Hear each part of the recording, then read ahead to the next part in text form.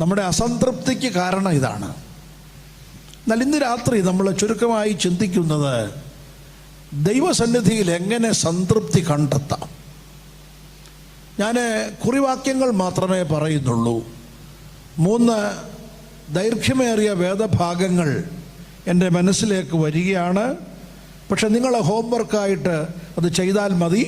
അതിൽ നിന്ന് ഗ്രഹിക്കേണ്ട കാര്യങ്ങൾ ഞാൻ കമ്പിവാചകം പോലെ പറയാം. നമ്മുടെ കർത്താവിൻ്റെ രക്ഷണ്യമായ ശുശ്രൂഷയിൽ തന്നോടൊപ്പം അടുത്ത് സഹവസിക്കാൻ സാധ്യതയുണ്ടായ ചില മനുഷ്യർ, അവരെല്ലാം ഒരുപോലെ സംതൃപ്തി കണ്ടെത്തിയവരല്ല. സംതൃപ്തരെയും അസംതൃപ്തരെയും അവരുടെ കൂട്ടത്തിൽ കാണാം. അപ്പോൾ നമുക്കൊന്ന് കമ്പയർ ചെയ്ത് പഠിക്കാൻ സാധിക്കുമല്ലോ. സംതൃപ്തി എങ്ങനെ കിട്ടും, എങ്ങനെ നമ്മൾ അസംതൃപ്തരായി പോകും.